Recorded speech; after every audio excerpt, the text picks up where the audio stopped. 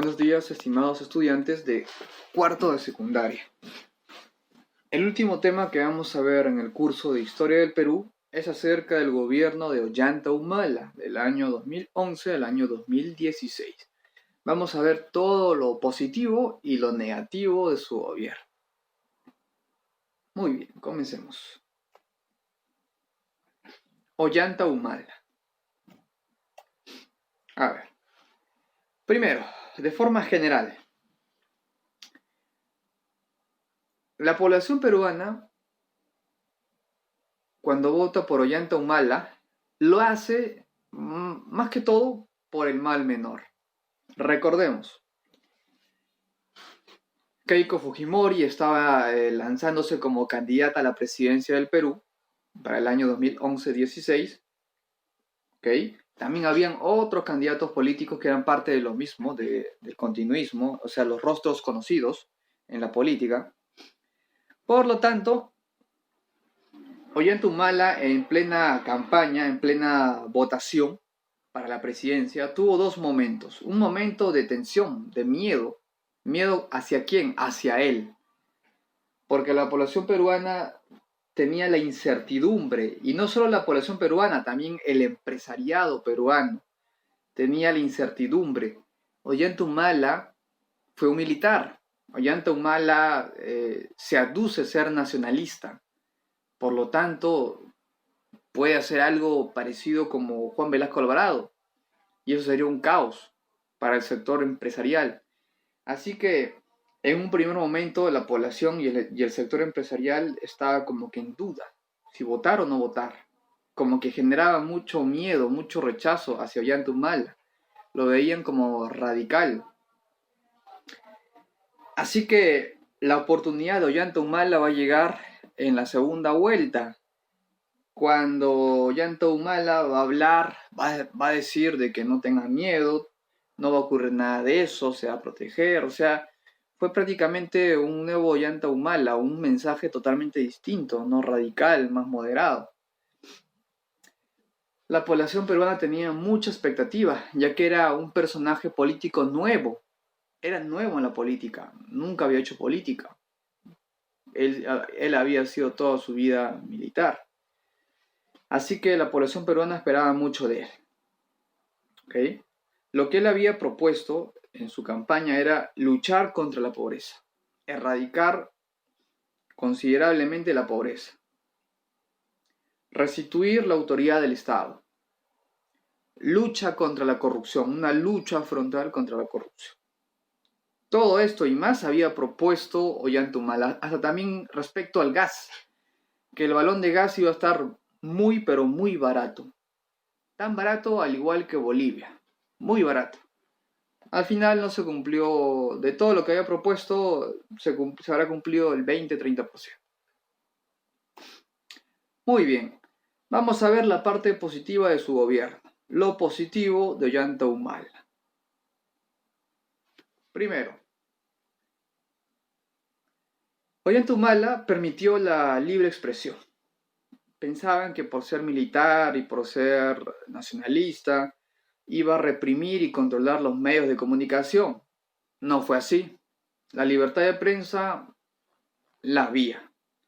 Cualquier canal, cualquier periódico, cualquier tipo de medio de comunicación podía hablar a favor o en contra y no pasaba nada.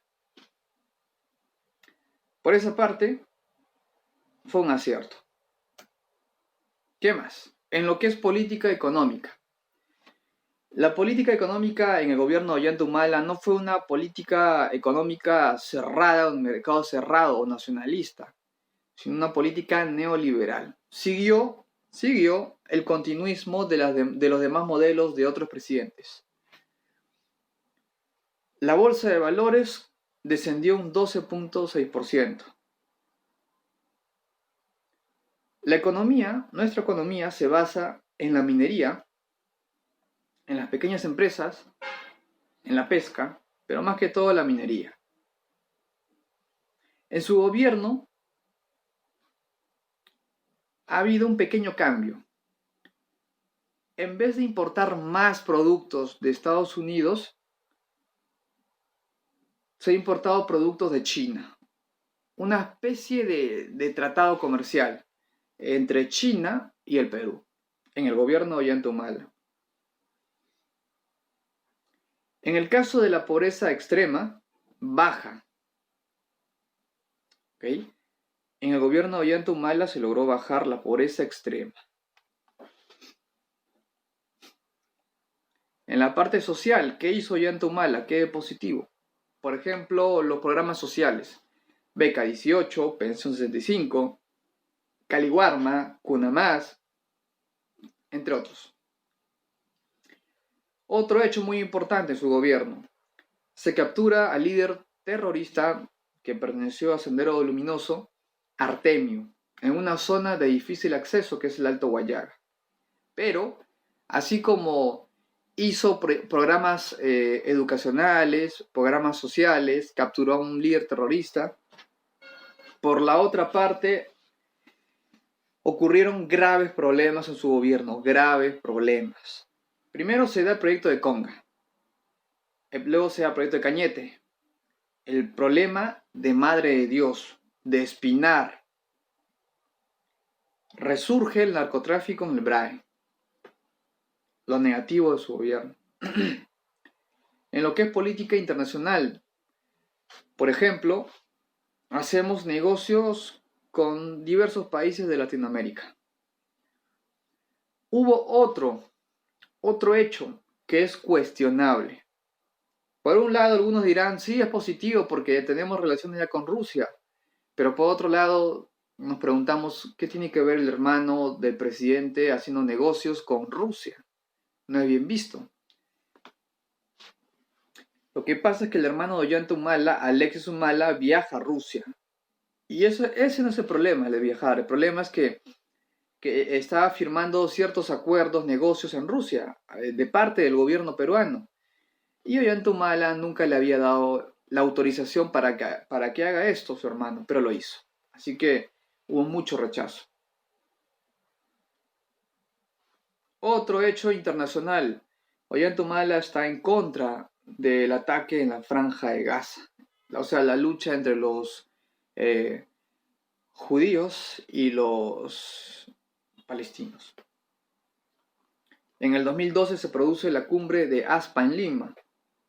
Se produce también APEC en Indonesia. Y también el problema de la Corte de la Haya también se encuentra una solución a este problema. Muy bien, veamos, como ya había mencionado, los proyectos sociales, Cuna Más, Caliwarma, Pensión 75, Beca 18. Todo esto fue positivo, uno más que otro. En el problema del diferendo limítrofe marítimo entre Perú y Chile, también se llegó a una buena solución, muy favorable para el Perú. Bueno, y no tanto para los chilenos, pero para el Perú sí fue muy favorable. Ganamos toda esta zona, todo lo que apreciamos aquí de color anaranjado es lo que ganamos. Antes de esto, nosotros podíamos pescar en esta dirección, en forma horizontal. Todo lo que ven aquí, hasta acá podíamos pescar. ¿Qué ganamos? Toda esta parte de acá.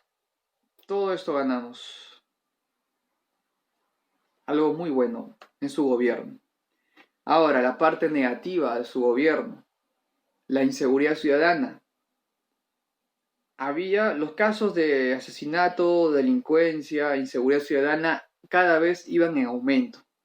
Había, por ejemplo, sicariato, crimen organizado, marcaje, robos, secuestros, feminicidios, entre diversos crímenes que ocurren en las calles. La población se sentía y se siente aún desprotegida. Y en su gobierno, esta sensación aumenta todavía. Al ver que hay tantos casos de robo, de secuestro, la percepción de la inseguridad ciudadana aumenta. Otro desacierto, por ejemplo, ya que el gobierno de Ollanta Humala no realizaba una lucha frontal contra la delincuencia, una se le puede decir empresaria, y también estaba envuelta en los medios de comunicación, llamada Cecilia García Rodríguez, propuso una iniciativa, ya que el gobierno no hacía nada para luchar contra la delincuencia, para que la inseguridad ciudadana disminuya, creó una propuesta que se llamó Chapa tu Choro. En esta propuesta Chapa tu Choro consistía en que la población de un vecindario, de una barriada, se reuniera y capturaran al delincuente que estaba en plena flagrancia. Lo capturaran, lo amarraran a un poste, le pegaran y luego llamen recién a la policía. En algunos lugares era más extremo esta campaña Chapa tu Choro, porque no solo era pegar, golpear y luego entrar a la policía, en algunos casos los quemaban, los linchaban en algunos casos. ¿Por qué se da esto? Porque la policía hace poco o nada contra la delincuencia. O sea, la percepción de la inseguridad va en aumento. Y por lo tanto, al no hacer justicia, la policía, al no poder contra la delincuencia, los mismos vecinos se ponen como meta darle un gran escarmiento al delincuente. Otro desacierto muy, como se dice, muy notorio.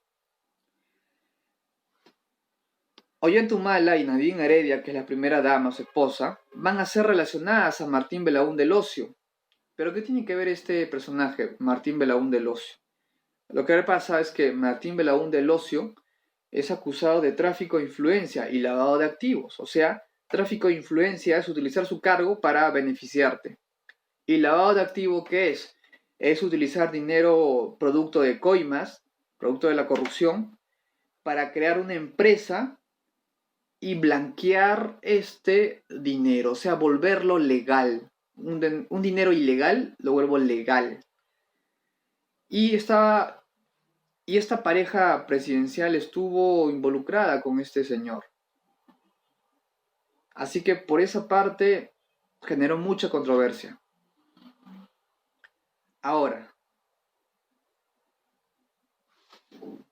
producto de esto, producto del problema de Martín Belaúnde del Ocio, acusado de corrupción, se le asocia a Nadine Heredia las agendas. Acá vienen las agendas, las famosas agendas, donde ella ponía el monto que le entregaban de dinero y llevaba toda la cuenta, pero dinero mal habido, dinero producto de la corrupción. Cuando se le preguntó a Nadine Heredia acerca de por qué ella había escrito eso, ella dijo que no era su letra, que ella no sabía de las famosas agendas, pero luego se corroboró de que sí es cierto. Lo que están en las agendas sí es su caligrafía. ¿Ok? Por eso actualmente ella y su esposo siguen siendo investigados por actos de corrupción por las famosas agendas de Nadine. Otro caso también muy resonante en su gobierno fueron los problemas políticos. ¿Por qué? Porque se acusaba que Nadine Heredia se metía mucho en la política, se metía en problemas que no le correspondía. La labor de la primera dama no llegaba hasta eso. Decían de que Nadine Heredia interfería en las decisiones del presidente o aconsejaba para que el presidente tome ciertas acciones. Esto va a generar problemas en los diversos partidos políticos. ¿Ok? Porque van a decir que Ollanthumala quita y saca a personas porque Nadine Heredia le dice. Es por eso que ahí le crean el famoso meme, la famosa burla, o por ejemplo, decirle cosito a Ollanthumala, como una persona manipulable por su esposa. Otro problema es la renuncia del canciller o premier llamado César Villanueva. ¿Por qué? Porque él renunció. Para Villanueva, Nadine Heredia se metía mucho en problemas o asuntos políticos que no le correspondían a la primera dama. Así que hubo diferencias. ¿Entre quiénes? Entre la primera vicepresidenta, Marisol Espinosa, contra Ana Jara. ¿Ok? ¿Por qué? Ana Jara, mucho se rumoreaba de que había llegado a este puesto no por Ollanthumala, sino porque es muy amiga de Nadine Heredia. Nadine Heredia habló con Ollanta Humala para que la recomendó para que sea primera ministra. Y Ollanta Humala aceptó. Es por eso que la primera vicepresidenta Marisol Espinosa critica esto. ¿Cómo es posible que en cargos políticos la primera dama se meta, aconseje? Ella no tiene la facultad de hacer eso, no tiene ese cargo. Así que Marisol Espinosa, como estaba en contra de lo que estaba haciendo Nadine Heredia, decide renunciar al Partido Nacionalista. Y el Partido Nacionalista era el partido en el que lo catapultó a Ollanta Humala a la presidencia. Así que decide renunciar al Partido Nacionalista por este problema. Una gran enemistad entre Marisol Espinosa y Nadine Heredia. Otro problema en el Congreso. Resulta que Gana Perú, ocupaba más o menos 47 escaños, o sea, tenía 47 congresistas, ¿ya? Se puede decir que es la mayoría, tenía la mayoría en el Congreso. Tenía. Debido a los diversos problemas políticos, estos 47 congresistas de Gana Perú, que es el partido político de Ollanta Humala, renuncian. De estos 47 se van 14 congresistas y quedan 33. Por lo tanto, el partido de gobierno pierde su mayoría de 47 y se convierte en el segundo partido de mayoría. Y el primer partido de mayoría ahora era Fuerza 2011, exacto, el partido de Keiko Fujimori. Por problemas internos, los congresistas se van de Gana Perú, renuncian. Así que ahora ya no hay un contrapeso tan fuerte, porque ahora el que tiene la mayoría es Fuerza 2011, ya no Gana Perú. Lo positivo, como ya acabo de mencionar, y lo negativo. Aquí pesa más lo negativo. Por ejemplo, las agendas, el caso de Nadine Heredia metiéndose en la política, proponiendo ministras. Otro problema fue lo ocurrido en Espinar, en el Brain, Otro problema fue Antauro Humala, el hermano,